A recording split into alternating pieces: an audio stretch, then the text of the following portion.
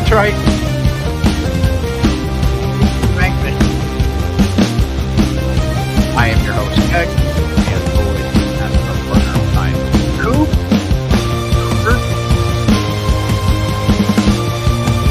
Hold on.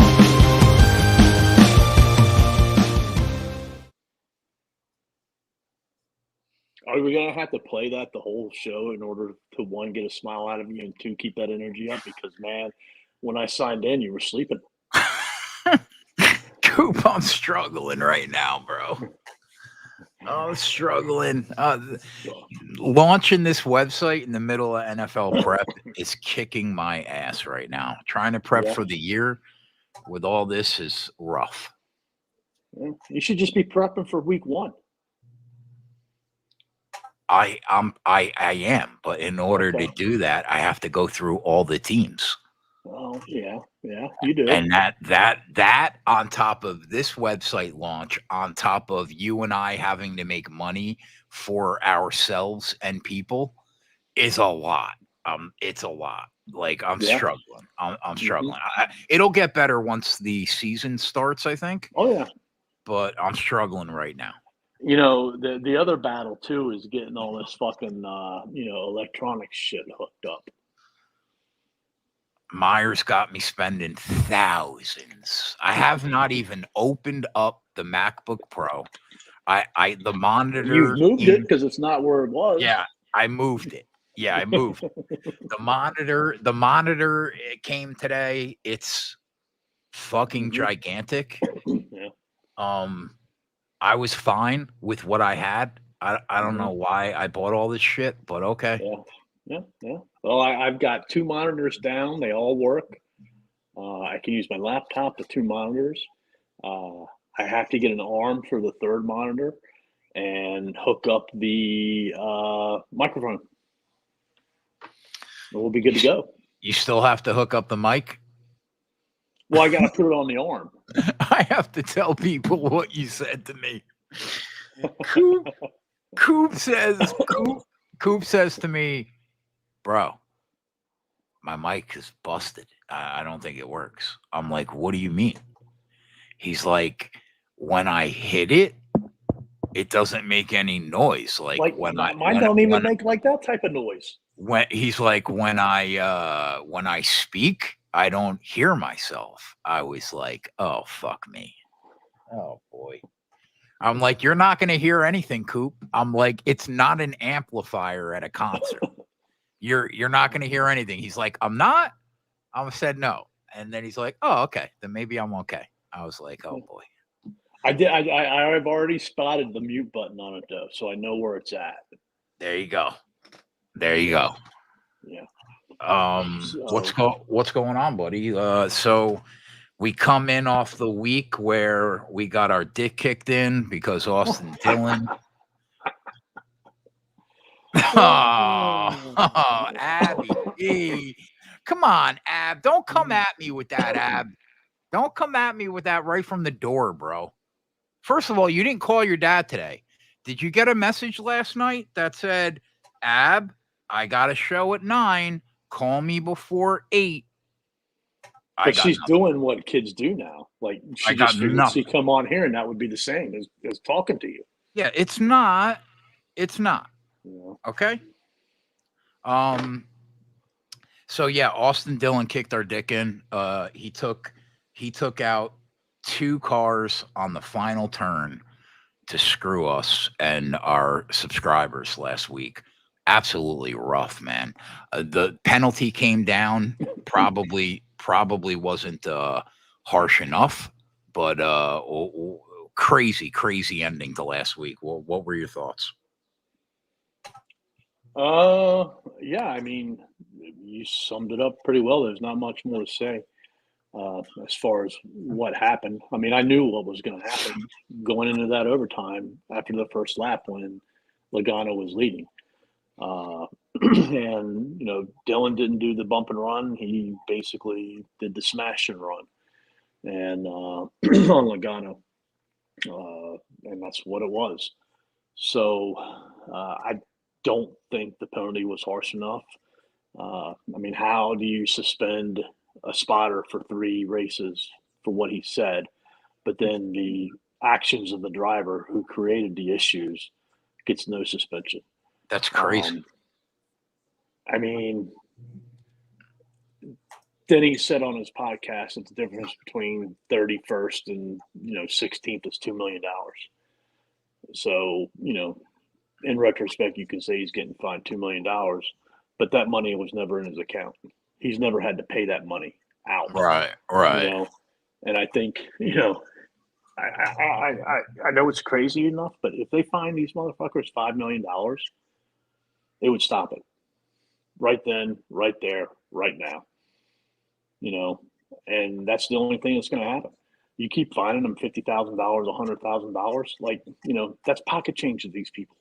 There's got to be something that they could do. Like last week was a bridge too far. Like I get the whole going for the win. Like I can even though he never took his foot off the brake in that turn and had full intentions of wrecking Joey, I could almost live with that if you're going for the win. But what he did to Hamlin is just it's crazy. Mm-hmm. I mean, the root cause of it, I believe, is the playoffs, where you win, you get in. That's the thing. If it wasn't a win and you get in situation, you wouldn't see these, overtimes after overtime after overtime, and the actions that we saw last week from a driver. Do you think they have to take a little bit of the emphasis off the win, like how important winning is, and go back to at least a happy medium of how it used to be way more points based? I mean, that's a tough call because with the win and in, it gives people like Ricky Stenhouse from last year an opportunity in the playoffs. It gives people like Danny Suarez this year an opportunity in the playoffs. Because if they go strictly by points, they're probably not making it. True. So, I mean, it has its positives, has its negatives. So, where to find that happy median, I don't know where, it is.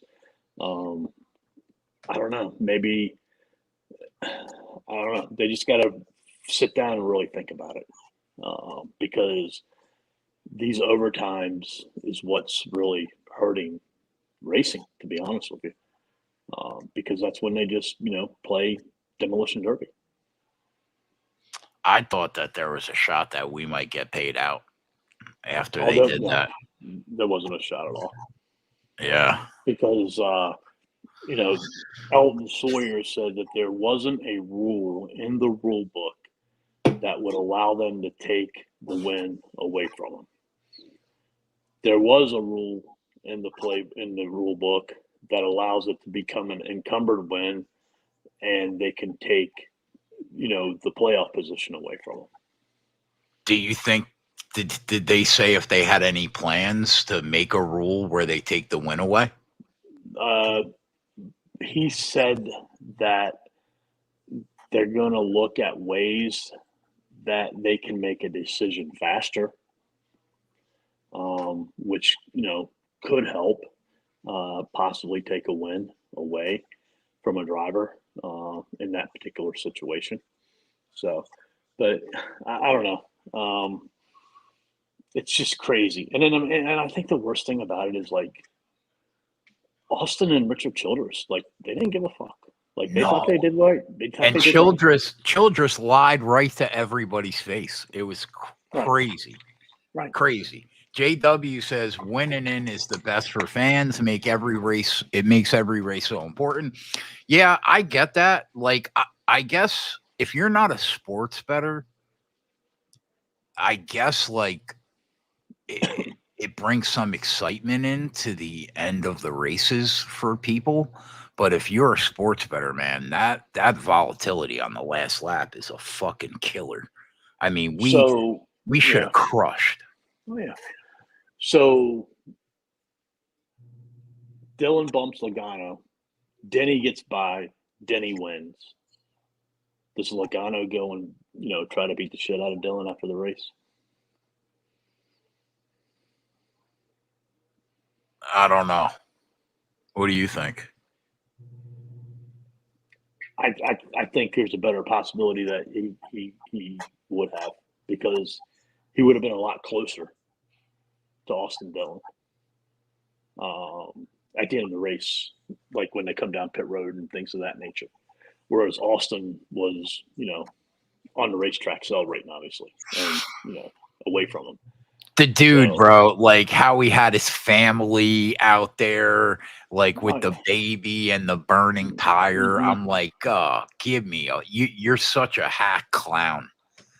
Well, I mean, the word was, he got the kids out there as soon as possible, so nobody would come up and mess with him. But well, I don't know. It's just a bad situation. It's not a situation where it's going to draw fans to the sport. Yeah, boys in the chat, if you guys are watching PFL, I threw a play on the spreadsheet. If Primus and Impa win, just let me know, because I'm not watching it. So. But what do you think about the mixed tires? Because that's kind of been, I thought I secondhand fiddle to all this other crap that's going on. I thought that it was good if they could find a happy medium between, tires not wearing and going from 20th to 1st in 10 laps. Like, there's got to be some kind of happy medium between that. But I mean, yeah, I'm all for tire wear, period. But it can't be that. I'm sure they don't want to probably run 2 tires. So they're going to have to find a happy medium between the two. If they could do that, I think we're in great shape to have a great year next year. One thing that I heard this week that I thought I never thought of, and it was very interesting to me. I hadn't heard it from Denny. Like, not every tire's the same. Like, some of these tires were produced years ago. Some of them were produced not too long ago. Like, does that really make a difference? Do you think that's why we saw the difference in fall off? Like, some guys would gain 20 spots. Some guys I don't know. Wouldn't really move that much. I have no idea. So, but my thought is, like, if they're going to do this, it has to be how they did it. Because at the beginning of the third stage, when the most drivers were on the red tires, they weren't passing each other. They were just equal to each other again. Right. So, I think they've got to continue to, use the 2 separate tires. I don't know. But then, then he said that, he would prefer that if they used all the same tire and it was the red tire. And he thinks after 40 or 50 laps, there's going to be a huge fall off. So I don't know. I don't know enough about it. I'm just speculating, what little I know are my thoughts. But my issue with that, of what he said, was I just think NASCAR would give them more tires, and they wouldn't have to run 65, 70, 80 laps. They would just have enough tires to where they came in at 40, and it would just, I don't know. I think it all goes back to the car too. Like, they got to fix the car. At least, I agree. Yeah, I agree with that. They have to fix the car too. But at least they recognize that there's a problem and they're trying to work it out. Yeah, they are. I think, to our dismay, everything that they try hasn't been what people want. Right. And in some of those instances, like, you saw little to no difference between previous. So, like, I think they're going to have to take a big swing, and that big swing might really be a disaster, but at least it'll know and give them an idea of how far they've got to swing. Like, I think they're just taking baby steps. Yeah. The car has some issues too, for sure. Definitely. So, I don't know. We'll have to wait and see. What do you think they use these tires? Do you think they do that again this year with these tires? Use 2 separate tires? I think there's a shot. Yeah, I think that there's a shot that they probably want a little more data, and they insert them one more time into the year. That wouldn't surprise me. Like I think they could do it at Martinsville. I think they could do it at Yep. Bristol. Do they go to Darlington again? Yep, they could do it at Darlington. Yeah. You know, they could do it at Watkins Glen. You know, maybe. I don't know. I think there's opportunity out there for them to definitely do it again, and I hope they do. Yeah. Just to you know, try to get closer to improve the racing. So, but on the other end, though, if there is a lot of tire wear, like I think that's a huge advantage for Denny Hamlin, like huge, because like there's not many of these drivers that are good at managing tires right now because they haven't had to. Yep. I don't disagree. So, enough of last week. All right. So we head to Michigan, Firekeepers Casino 400.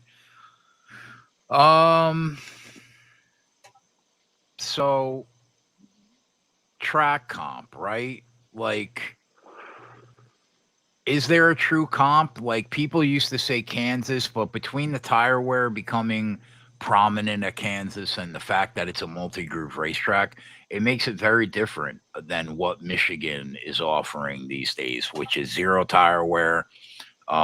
Most of the time it's like a groove. It feels like it's going to come down to, you know, who goes down pit road at the end, possibly for fuel only. That probably gets you over the hump on Sunday.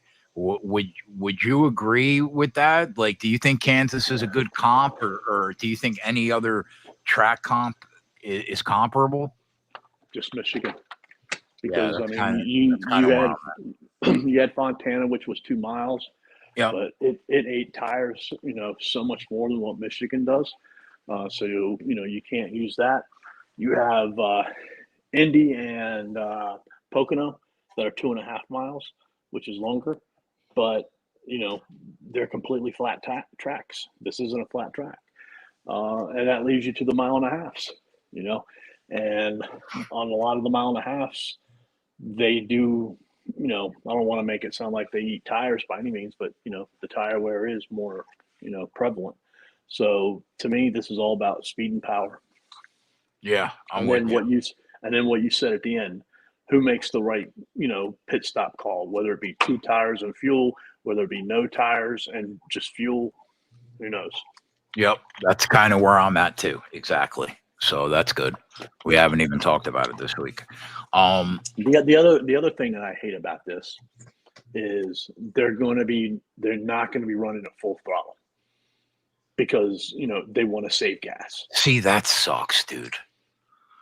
That sucks. That sucks so hard because, like, that means that the guys that have an edge, it's going to be mitigated because they can't smash the throttle, which is, while you were away, was the reason why Kyle Larson ended up winning that race, because nobody was able to go full throttle but him, and he passed 13 cars. So, like, that's probably what might happen on, you know, Sunday or Monday, whenever this race happens. Why does it not? Does it look like it might not happen on Sunday? Oh yeah, 75% chance, right? Fuck you. All right, manufacturer. So, like, my snap reaction is to put Toyota at the top because of Denny, Reddick, Bubba is going to be fast. Gibbs is going to be fast. Actually, I don't know about Gibbs. He kind of fell off. But let's say Denny, Reddick, Bubba, probably Marty, probably Bell.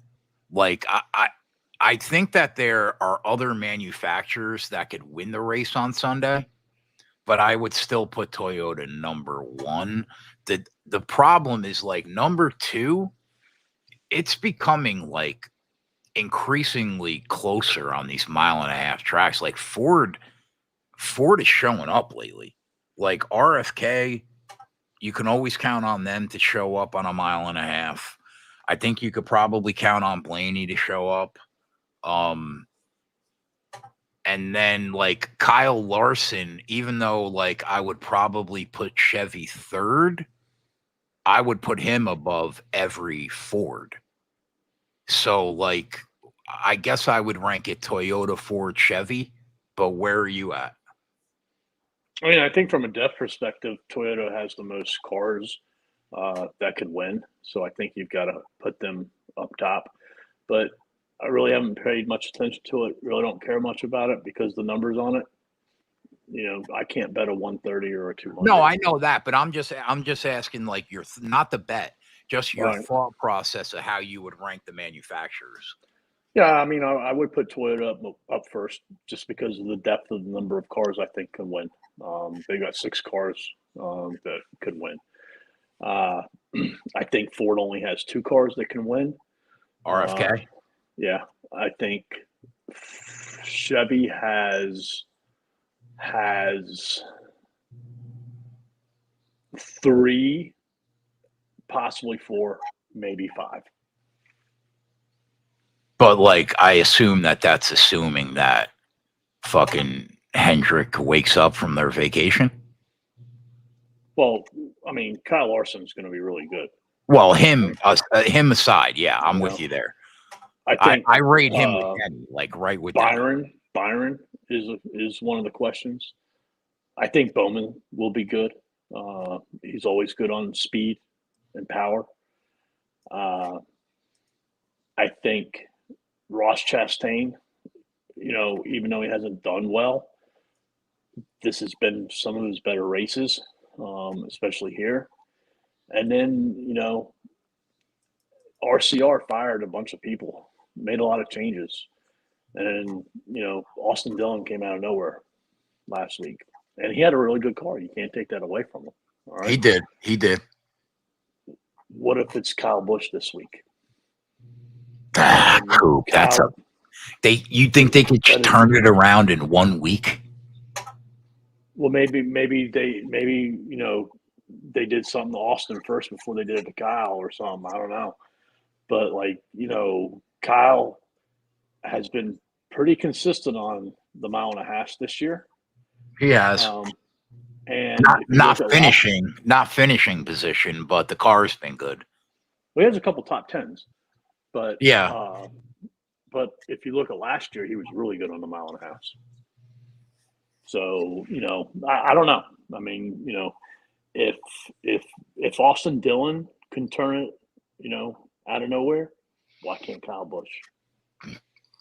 It's interesting that you say Ross Chastain because I mentioned him to you last week, and he ran better than I thought he would. But my problem with him is I know he finished like 7th last year or somewhere in the top 10. Yeah. But don't you feel like this year, if he hasn't been on a track where the tires aren't wearing, he's been fucking awful?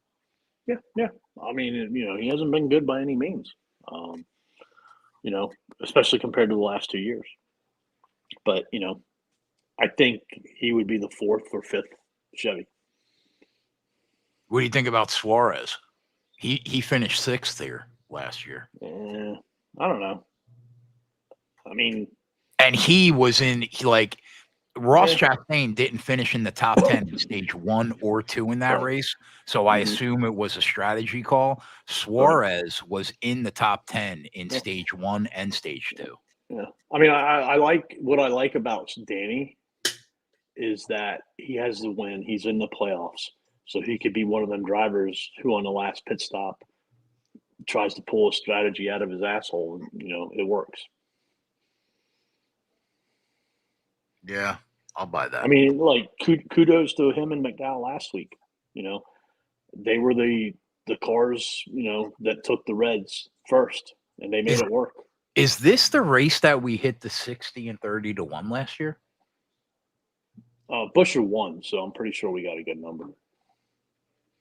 I can't because he won back to back. So I don't know if it was this week or or the I don't think it following. was. I don't think it was a 60 or anything like that. But it might have been a 25 or 30. Well, we definitely got 60 and 30 on him in one race last year when he won. I know that. Oh yeah, yeah. This wasn't the race. Oh, okay. It was. Okay. I'm pretty sure it was Richmond. Okay. Yeah. So I mean, yeah, we're pretty much on the same page. I don't know if I have the confidence that you have in Kyle Busch maybe showing up, but I mean, it's not that I don't. It's not that I have a bunch of confidence in him, but I'm just saying you got to put it in the back of your head. If Austin Dillon can come out of nowhere in 1 week, why can't Kyle Busch? you think that Penske's drawn dead? I think that Austin Dillon had an illegal car last week. So I'm talking about Penske, Coop. No, I really do. Like, how can you come out of nowhere? Yeah, I don't know. The guy hasn't been competitive for any wins the whole year. Wild. He's barely been competitive for top tens. All right. We had an How all of a opportunity. sudden does he come? We had an opportunity all day to bet him, and we were like, no fucking way, man. It's Austin Dillon. Yeah. Yeah, that car just never went away, though. Yeah. But the Penske, I'm not high on Penske this week. Joey hasn't been good at all in this from a speed perspective. And if Ryan Blaney's no slouch, but if you look at Ryan Blaney, he's on a downtrend on this. 3 out of the last 5 races, he has not finished in the top 10 in speed on the 1.5 miles. And the 2 that he has were both Las Vegas. Milo said it was the Cookout 400, so that was last week. So Yeah. it was a year from last week. Yeah. Yeah, that makes sense. Matt said, I got a little Larson Scotty parlay going. Well, Larson's got an excellent chance to win the race, Matt. So I don't hate it, my guy. I don't hate it. Okay. Let's go through the outright market. I'll bring up Bet365. We'll use that one. All right, Kyle Larson, 550. Denny Hamlin, 6-1. Both these guys deserve to be your 2 favorites. They've been the 2 fastest guys on 1.5-mile tracks all year. If I was going to throw a third in there, it would probably be Tyler Reddick, but you still got to give the nod to Denny and Larson. I'll be on both of them this week. I assume you will too, Coop. Yeah, mistakes have already been made. Should have already took the half a unit on Denny at 650 and Larson at 750. But those numbers are gone. Mm-hmm. So they're in a league of their own when it comes to speed in the 1.5 miles or larger tracks. So they're going to be there. And, I put Denny over. I think Denny should be the favorite over Larson. Denny's been exceptionally well here in this car. Larson's been good, but not like Denny type of good. So I think the numbers are fair for them. I agree. So I'll have both of them. Yeah, I agree. I'm with you. Wow, Ryan Blaney is the 3rd choice, huh? Holy shit. That number is fucking wild. I mean, he should not be 6.5-1 to win this race. That's crazy. He should be probably like 10-1, maybe. Mm-hmm. Maybe 12. Where's Joey at? He's 12. That's what he should be.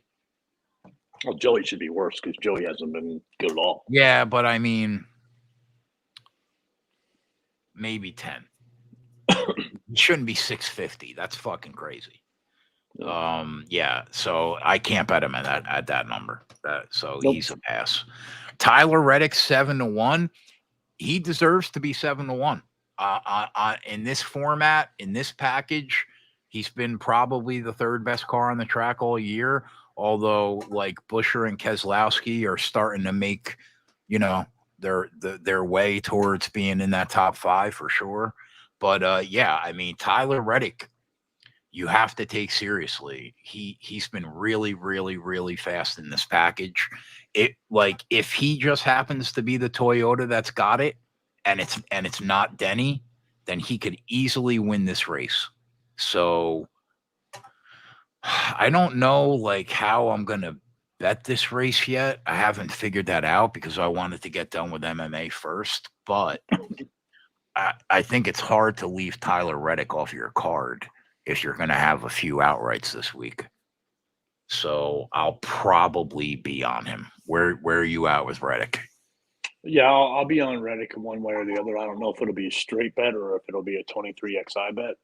Mm-hmm. But he's 950 right now at FanDuel. So that's a better number. Tyler Reddick, I think, could be a driver that pulls off back-to-back wins. A driver that wins 3 out of 4 or 3 out of 5 races in a row. He's been close a lot. And it shows. Like he's almost a point leader right now. So, he just hasn't had a dominant car. But he's doing Willie Byron things, just sticking around, and he's putting himself in a position to eat up when other drivers make mistakes. And he has a very good car, but he hasn't had a race-winning car. And, this could be the week. Who knows? But, yeah, I'll be on him some way or another. Yeah, I'm with you. I don't hate the 23xi bet because I think you have to at least take Bubba into consideration this week. He's been good at Michigan. I was praying that his top Toyota number was going to be 20-1 again. It's not. I would. So let's go back to that. Like last week, I think you were a real big Josh Berry fan. I was. I was a really big Bubba Wallace fan. You were. Neither one of us paid him. Neither one of us got paid from him. True. But Bubba was respectable last week. Dude, he was right there for top Toyota Coupe at 20-1. He was right there. Yeah, but I mean, he ran the race basically, in 5th to 10th position. Yeah, he was solid. And to be honest, I think that this is a better track for him than last week. Like, I think he's going to be better this week. He could be. He's been disappointing though on the mile and a halves. He has. And it might be that we've had a lot of expectations for him too. Yeah, because last year was a lot different than this year. Right. Yeah, so I'm with you. Yeah, I mean, I don't hate that 23xi bet. So I could see myself on that too instead of just betting Reddick. Keselowski at 9-1. I got to tell you, man, after a few Toyotas and Kyle Larson, I don't think I rate anybody higher in this race than Brad Keselowski and Chris Buescher. So, yeah, what is the price on RFK, Coop? 6. Yeah, so I'll probably take that number and try to get it up just to knock them both out in one spot. But yeah, I will be on the both of them probably that way. Where are you at? No, I agree with you on everything about Kez. Buescher's been disappointing in his package, kind of like Bubba has. He hasn't been, as good.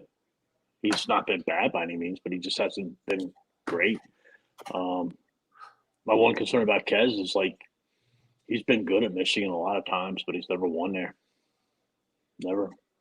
Can you discount Buescher off a track he won at last year though? Yeah, I mean, you can't. So but then again, was Buescher a factor last week? Was Buescher was disappointing last week. All right, he won that race last year. That's true. So, I don't know. So, just seems like we'll have to wait and see what happens. But while we're on RFK, big news out of their camp this week. They might have secured a sponsor for next year. A great sponsor, in my opinion. What? Kroger. Kroger. Yeah. Yeah. I don't think I have any Krogers in Jersey. So I'm sure you have something that's owned by Kroger's because they own like 30 different, grocery chains. But I really like it because, I mean, they can go to the food and be like, all right, hey, you can pay it for this week. This one can pay it for this week. This one can pay it for that week. And they can have all kinds of different sponsors on their car. So I kind of like that. But, we'll have to wait and see. A lot of people think it might bring another charter to them. I don't know. Who knows? After Kez, Bell and Marty are 10-1 at Bet365. This is where it starts to get hard, man, because you can't bet 6 fucking Toyotas. Like, could they be fast? Yeah. Has Chris Bell, I forget, but in the last 6 weeks, has he started to look better on mile and a halfs? Like, did he win any mile and a halfs in the last 6 weeks or threaten for the win? Well, there haven't been a lot of mile and a half, but I think he has won the last mile and a half track. We don't want to bring that up because we got fucked out of it. If that's the case, it's hard not to be on him. Yeah, he won the Coca-Cola 600. Oh, right. When it was rain shortened. But, right. The guy we had just finished talking about definitely had a better car than him. Definitely. Yeah. So, but I completely agree with you on Denny. Not Denny, but Bell and Truex. They're two that are tough to figure out this week. Because how many people can you bet? Right. And it could easily be the guy that we're not on. Like in that race a couple weeks ago where we thought we had it and it just so happened it was Dell that had the nuts. Like that could easily happen to us again. Yeah. And, right now I'm not betting them, but I don't know if that's the right move or not. You're not betting either of them? No. I can't. I mean, I can't have that many drivers. Yeah. And want to make money. I hear you. Or, if God foreseen, somebody that we haven't talked to just comes out of the, pulls an Austin Dillon, then I'm fucked in the amount of units I got out there. Milo brings up a good point. If this is going to be a fuel race, all four should probably be a bit higher than they should. Dude, those gas tanks are getting 25 more laps than any other fucking manufacturer on the track. It's crazy. I mean, we don't know if it's going to be a gas race or not. I have no idea. Yeah. It could be, though. No idea. These tire wear tracks, these tracks where there's no tire wear this year, they just tend to come down to like late fuel. Yeah. But the thing is, you have to have a fast car to be able to pull off any type of, strategy that you want to. So, are they going to be as fast? And I'm speaking specifically about Logano and Blaney, not Ford in general, but Logano and Blaney. Right. As, some of these other cars. I don't know. After Marty, Logano 10-1. Obviously, we spoke about him. Pass. Chase Elliott 12-1. Byron 12-1. Man, did Chase Elliott let you and I down last week, bro? Yep. Fucking A.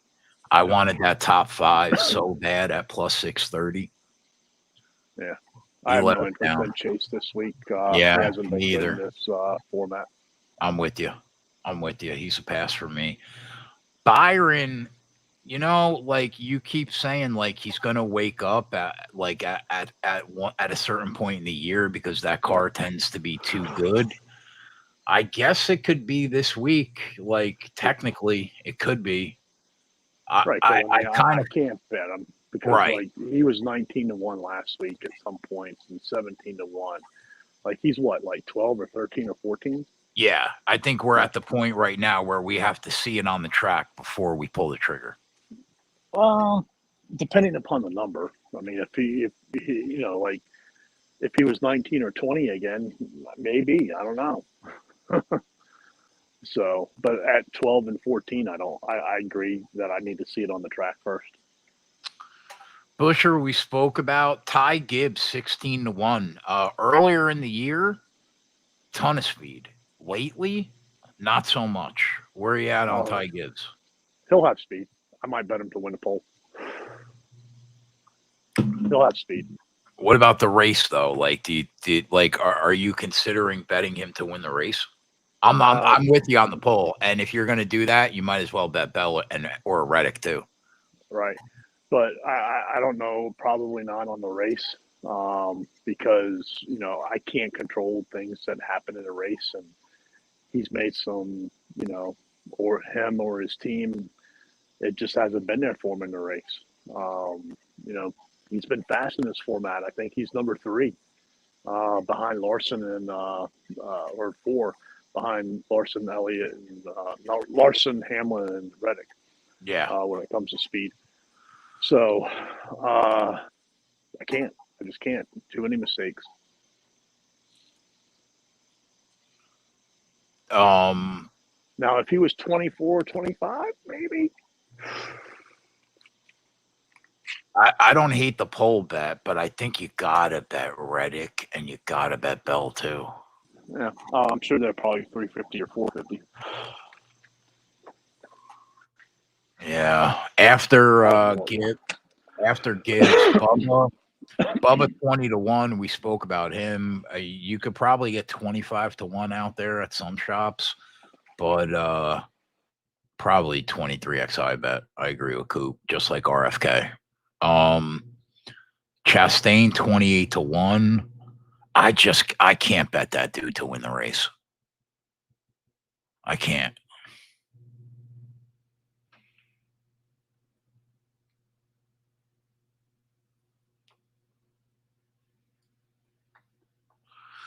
What's the price on Bell and Gibbs, Milo?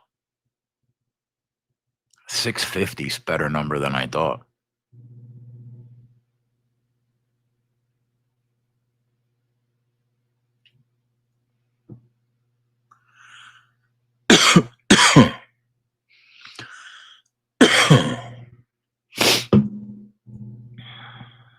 Every time I cough, my head hurts. My sinuses are fucking killing me. Yeah, I can't bet Chastain or Kyle Busch. So I got to see it first.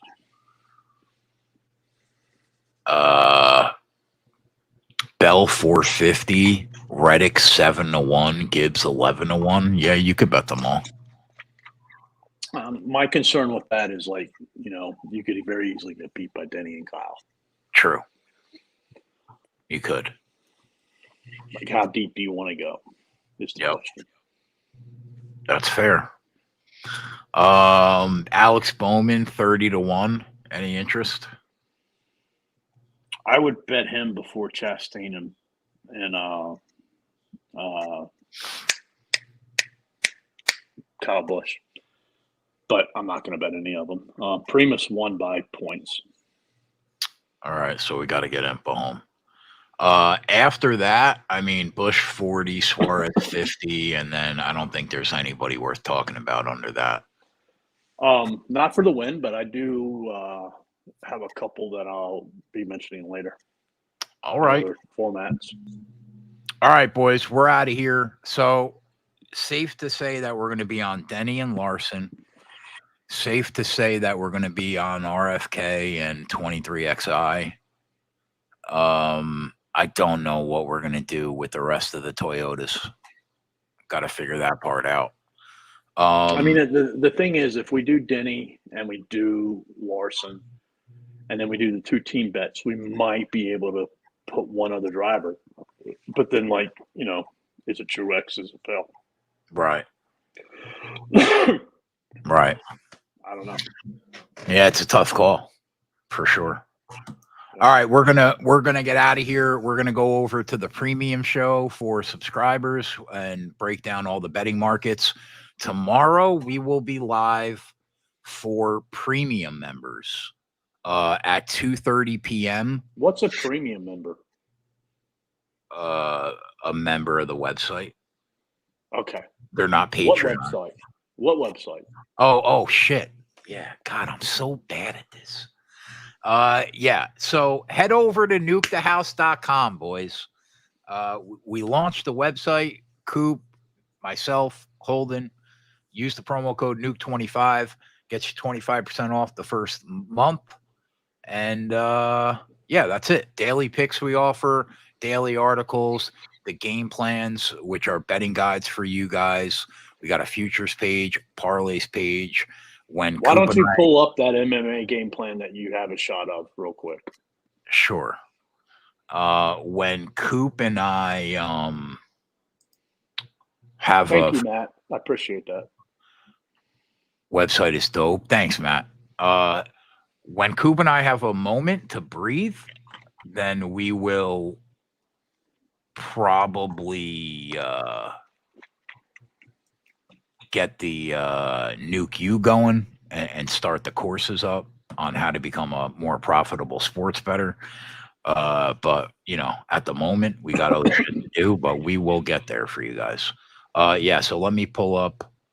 You guys can't see it yet, but I'll show you guys the MMA game plan that we're working on for tomorrow. It'll be live tonight before I go to bed. You mean it'll be live in the middle of the morning? Yeah, it'll be live probably like 5 a.m. Yeah, true. That's true. So you probably will see it in the morning. Tommy's working on the prelims. I'm working on the main card, but I'll show you guys here. So this is in our Google Sheet right now because it hasn't been transferred over to the website. But you guys could see, give you an overview of the main card. This is the main event, overview of the main event, the edge offensively and defensively for striking, wrestling, jiu-jitsu, cardio, damage, toughness, and takedown defense. Any props action that we're going to be on, in-game targets, and then obviously I'm not done filling it out yet. So, but that will be live up on the website for you guys in the morning. And yeah, fun times, man. Looking forward to the NFL year. Sunday, we will be live on Nuke YouTube. Open to the public. Come hang out with us. We'll try to make some money for you guys.